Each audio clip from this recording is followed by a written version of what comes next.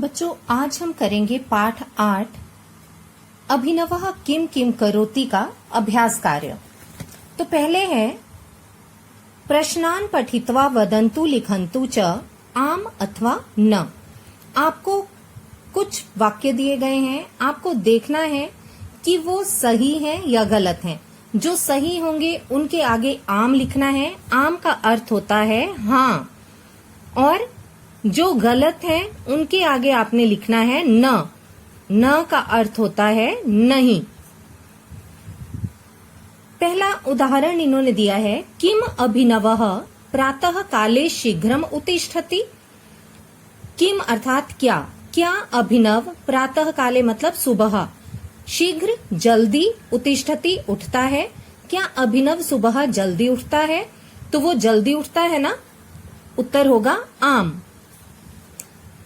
अब पहला है, किम अभिनवः प्रातः काले भ्रमणाय गच्छति।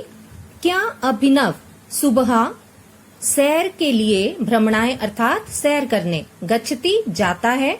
तो आप सभी को मालूम है कि अभिनव सुबह सैर करने जाता है, उत्तर होगा आम। दूसरा है, किम अभिनवः उद्याने धावति। क्या अभिनव, उद्याने मतलब बाग में, बाग में धावती मतलब भागता है। क्या अभिनव बाग में भागता है? तो वो बाग में भागता है, सैर करता है, तो उत्तर होगा आम। तीसरा है, किम अभिनवः प्रातः भ्रमणाय पूर्वम स्नानम करोति। क्या अभिनव प्रातः सुबह भ्रमणात पूर्वम, भ्रमणात मतलब भ्रमण से, सैर से, पूर्वम पहले, पूर्वम का अर्थ होता है पहले, पहले स्नान करता है। तो बच्चों, आप सभी को मालूम है कि अभिनव सैर के बाद में, सैर से आने के बाद स्नान करता है, पहले स्नान नहीं करता। पूर्वम होता है पहले। क्या अभिनव सुबह सैर से पहले स्नान करता है? तो उत्तर क्या होगा? न, अर्थात नहीं, क्योंकि वो तो सैर के बाद स्नान करता है। अगला है, किम अभिनवः प्रातः दुग्धम अपि पिबति। क्या अभिनव सुबह दूध भी पीता है? पिबती पीता है, तो वो दूध पीता है, उत्तर होगा आम। अगला है, किम अभिनवः विद्यालयम रेल यानेन गच्छति। क्या अभिनव पाठशाला रेल से जाता है? तो आप सभी को मालूम है वो रेल से नहीं बल्कि बस से विद्यालय जाता है, तो इसका उत्तर क्या होगा? न।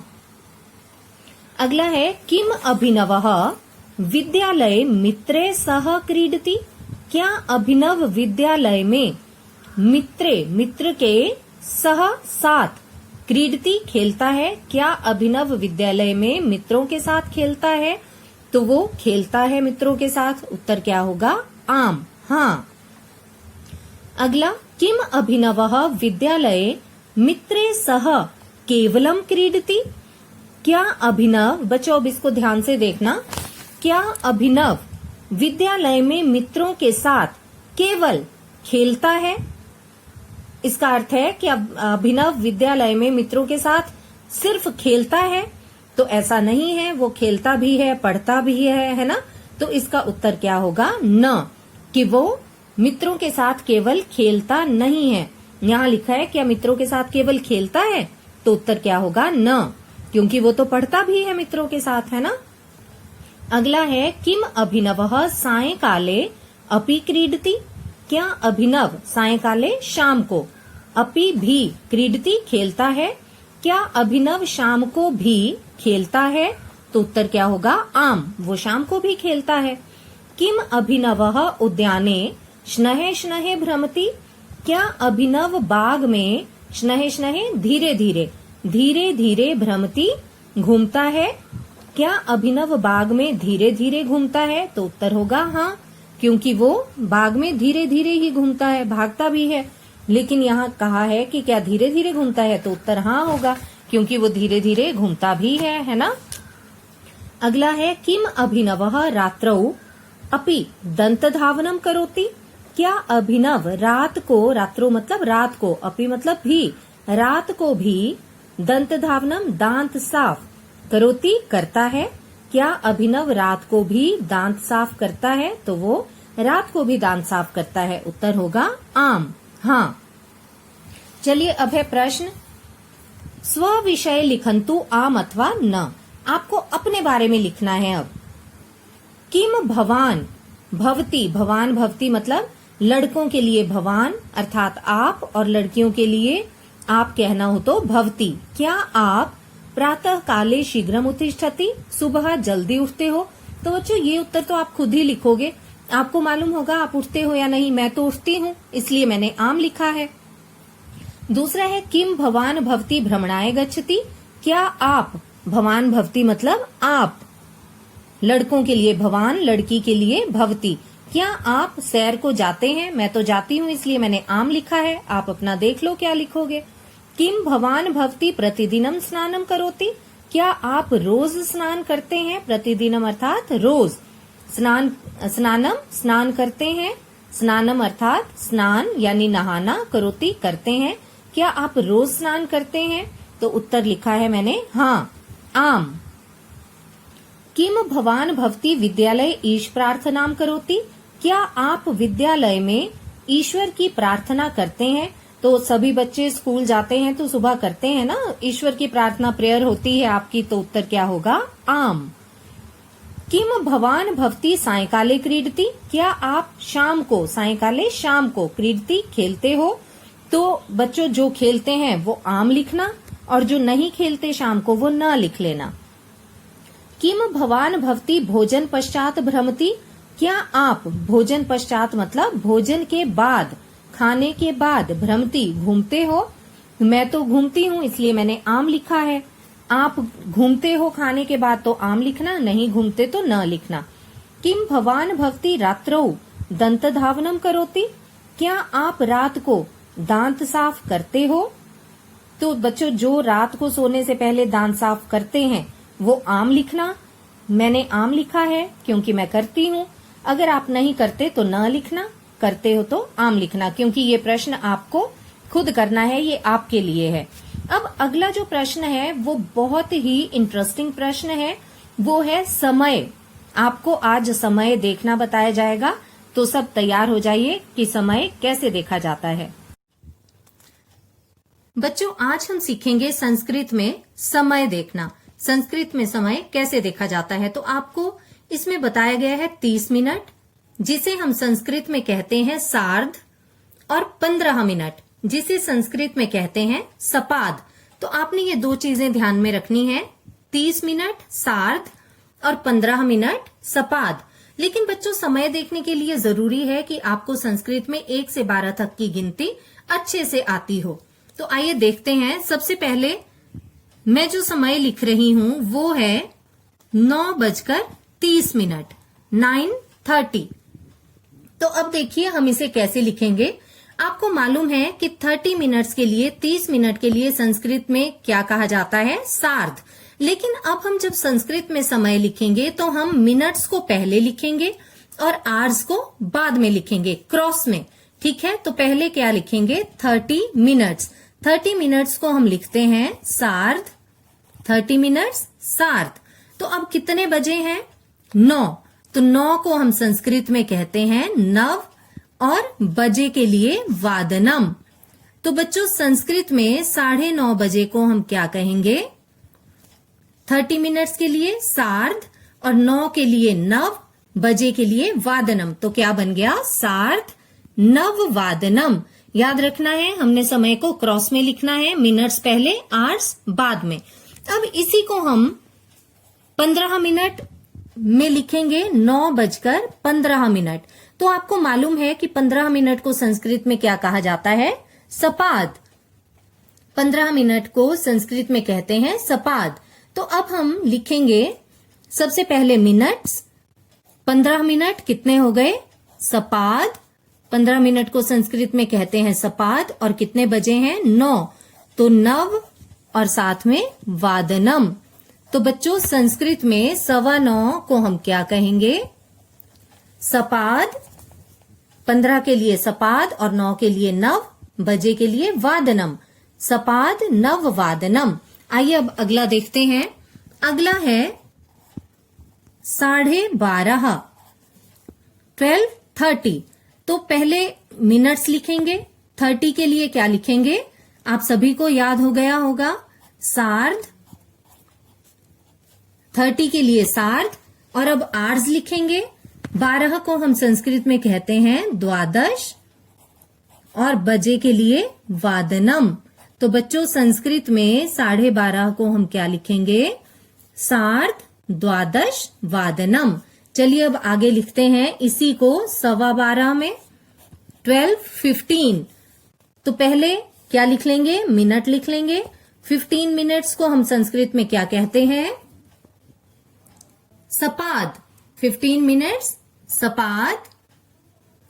तो पहले हम लिख लेंगे सपाद यानी 15 मिनट्स, ठीक है। और इसके बाद बजे कितने हैं, 12। तो 12 को संस्कृत में कहते हैं द्वादश, और